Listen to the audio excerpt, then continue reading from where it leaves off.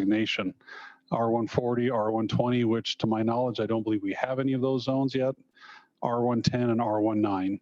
The applicant is requesting the R110 zone, which the basic requirements are 10,000 square foot lots, 11,000 square feet on corners, and single family only.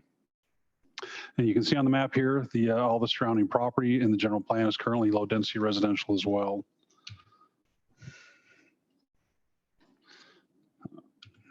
The zones as well, two zones you see on the screen are ag in the green, identified by the A, and the R110. And the R110 is what is proposed. These are all old county lots that were platted when it was still Utah County. These are all old 5-acre lots. Much of the subdivisions you see here in this area were initially the old 5-acre lots that the developers came in to go from ag to the R110 zone. So what the developer is requesting is right in line with the general plan and with what other zones in the area have gone to. And a basic concept plan. Now at a concept level, we don't look at all the minute details. Basically, it's just to say if we get the R110 zone, again, at a conceptual level, what can we expect? If you recall the Utah Lake Estates project, that was just to the top of this screen here, this plat, it pretty much mirrors what Utah Lake Estates did as well. They will have to provide access to the trail. We will have to put in the trail along the lake. They connect up to the Utah Lake Estates one if they're there, or they put in theirs, then Utah Lake would connect up. But basically, it's just going to be a single family subdivision with the 10 to 11,000 square foot lots. We don't have details yet on the open space, on details yet on the trail. Those things all have to come in, and that's done at the preliminary plat stage. This is strictly just looking at it. Should this be the R110 zone? And the recommendations are through the staff, we recommend approval. And of course, you have the option to continue or give a negative recommendation to the city council. Thank you, Planning Director Stroud. Is the applicant with us? Would you like to come forward and join us? Could you please state your name for the record and your address? My name is Linda Keach. Okay. And then your address. The address here in Salt Lake is 2352 South Shorewood Drive in Saratoga Springs. Thank you. Do you have anything you'd like to add to the presentation? No, I just have a couple questions I believe for him when we're done here, but okay. I don't think, all right. If you have any questions for me, I'd be happy to answer them. We'll probably get to those in a minute. Next, we're going to open this as a public hearing for a rezone. So we'll open this for a public hearing for the Water's Edge rezone. Anyone here to make comment? Now, go ahead and make a comment. Seeing as we have no public comment, I'll close public comment at this time, and I will open this up to the commission for questions and comments. I believe Commissioner Kilgore had forwarded some in an email about this item, David. Yeah, he had a few questions. Let me pull those up here.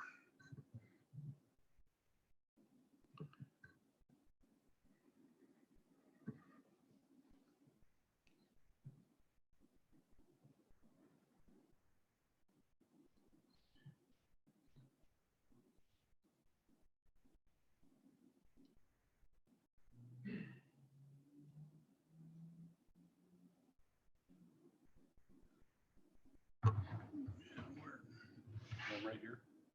Oh.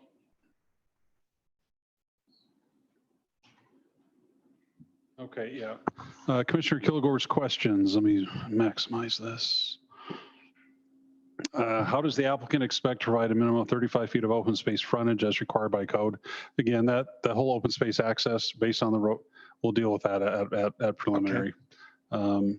How is the applicant about the open space requirements?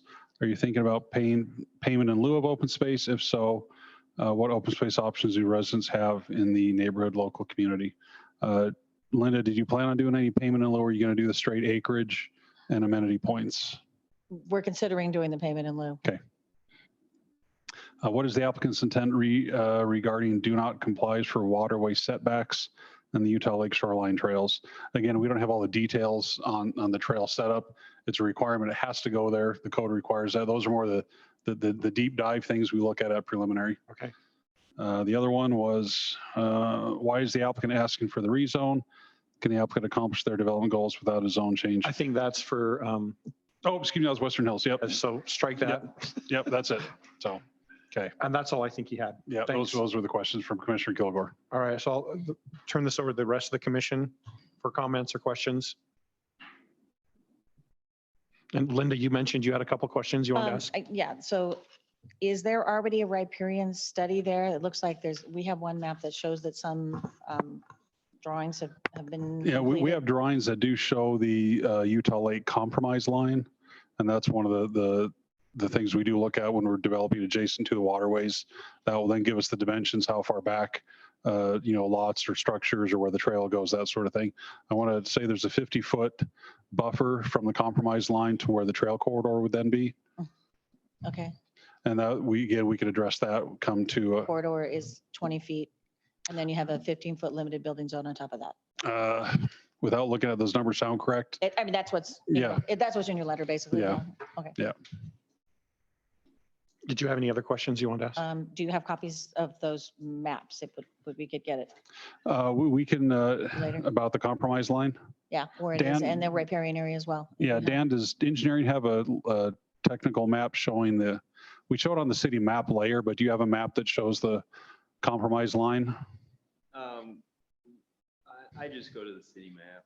Okay. And we do have it there. And do you know if that is available for the public? You know how some of the. I don't think the compromise line is, you'll have to probably just work directly through Okay.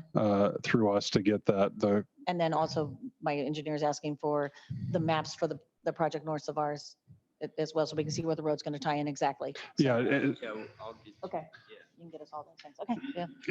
For the plans from Utah Lake Estates, Mhm. right? Okay. And they're in. I mean, I was just there. Their roads are in pretty Okay. much. So, I just had a quick question for Director Stroud. Back a couple of slides with the remaining areas that haven't been rezoned. I think there's still agriculture on that one slide that yeah.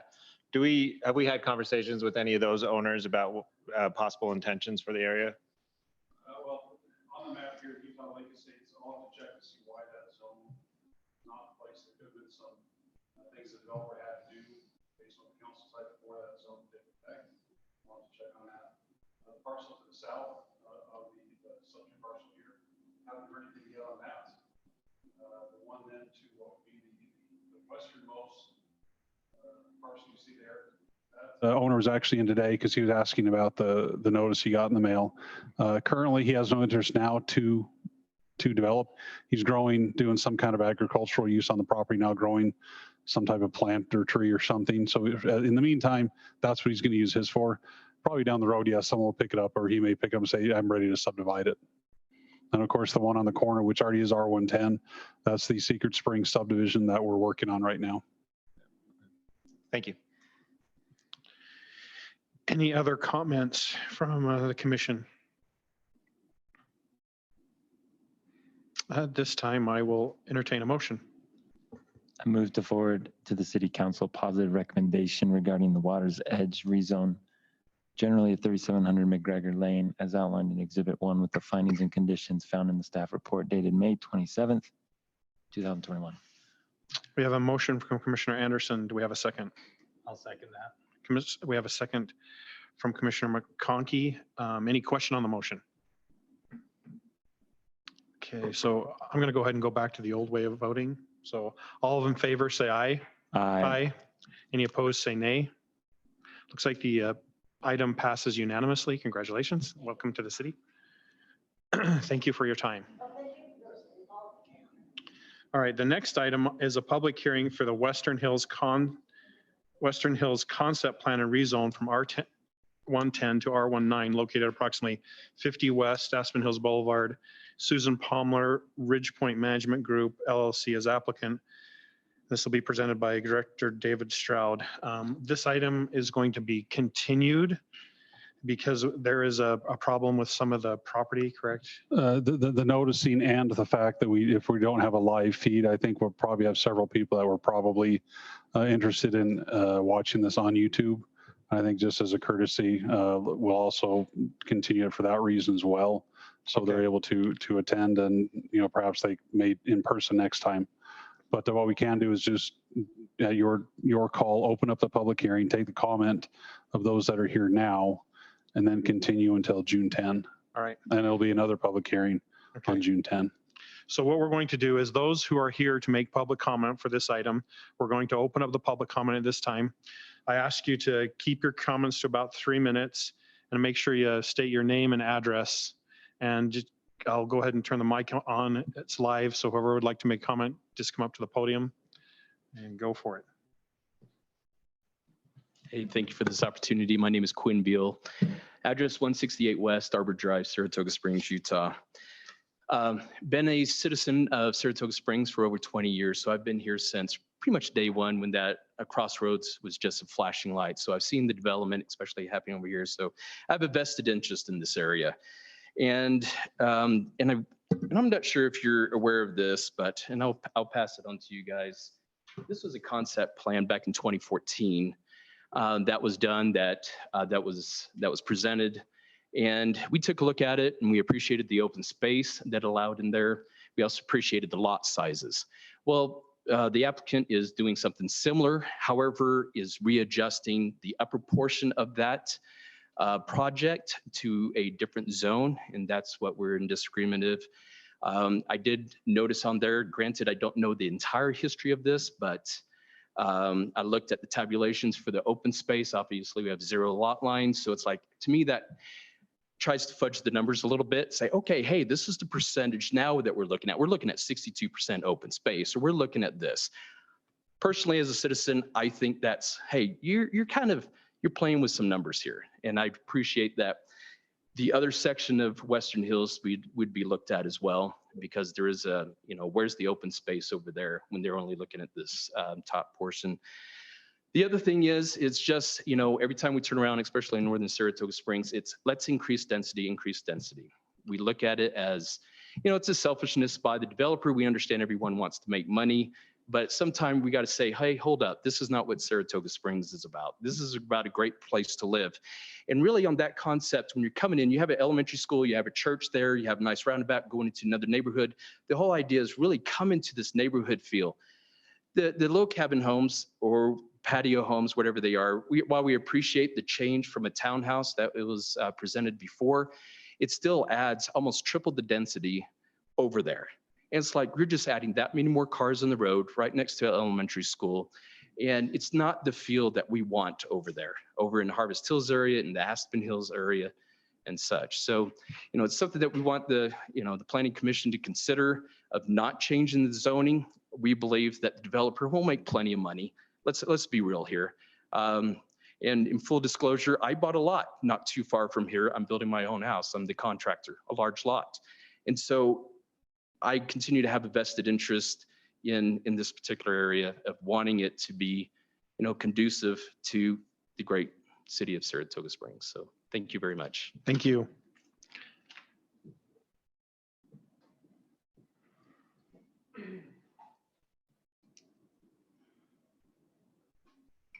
Hello, I'm Ted Tershonsky, address 297 West Ginger Place, Saratoga Springs, Utah, 84045. And I want to just echo the similar sentiments. I'm one of the residents that live on the back of that trail that leads to Shea Park. And I just wanted to maybe read something that echoes that Jennifer Klingensmith, my neighbor, has already sent you guys. And because it puts into words what we're all thinking and would like to share with you guys.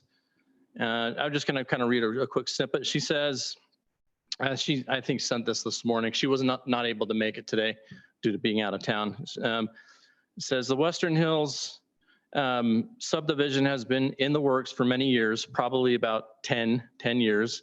And my neighbors, that would be me, Jonathan Heaton, who also I spoke with, wanted me to mention his name, that he also would oppose this density of the zone change. We all think and have fought diligently to keep the whole subdivision zoned low density residential. Given the high amounts of high density housing that surrounds us, the city has been largely supportive of our efforts, for which we are very grateful, and I also thank you for that. The Western Hills developer would now like to build patio homes along the berm trail in a very dense fashion. While I appreciate that they are single-family homes, the lot sizes are not compatible with our lot sizes.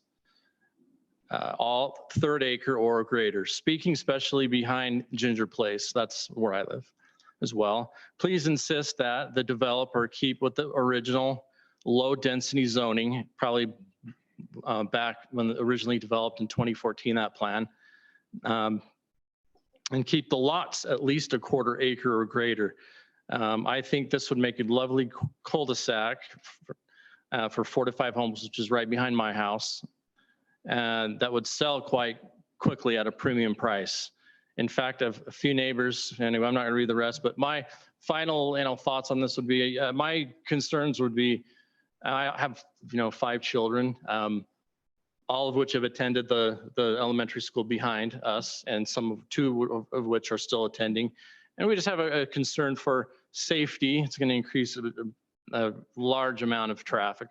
I've already had, not me, but my son has already had 2 close calls of being hit, walking to school or riding his bike while at play. So I just think would be better as a community to keep to the original plan of not of the, I guess, R9 or the low density. And that would be my final comment. Thank you. Thank you. And any other public comments on this item? Before I close the public comment, I'm going to mention that there was a number of emails that were received, and we will include those in the packet for next time, the staff packet, so that we have Correct. all those. Correct. You have copies of those. Nikki in the city recorder's office has a copy of those as well. Bottom line, none were in favor of the request. They all were in opposition. Okay, and I'm going to close public comment at this time. This item will be continued to, do we need to do a motion for continuance? Yes, June 10th. So at this time, I'll entertain a motion to continue the item.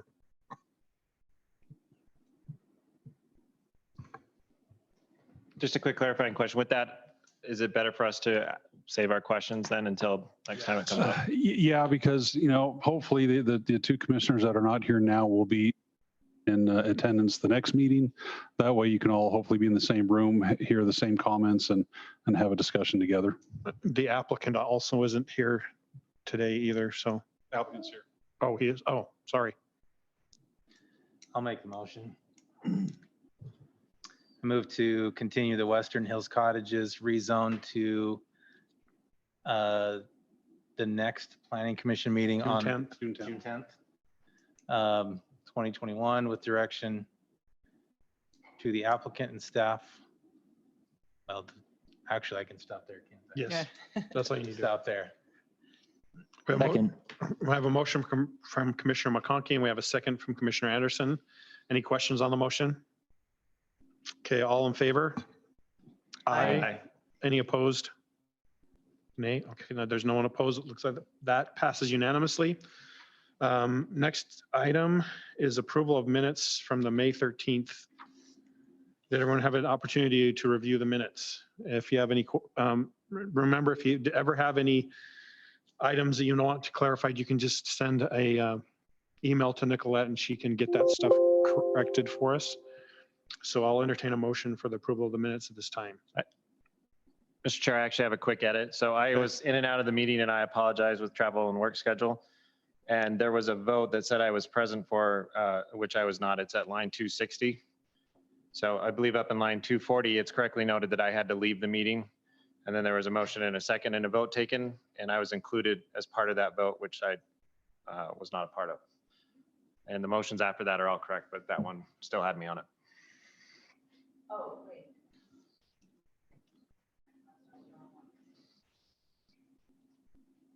It was the item on Rezone. I'm not sure which one she is. Yeah, item number 9. Starts at line 245.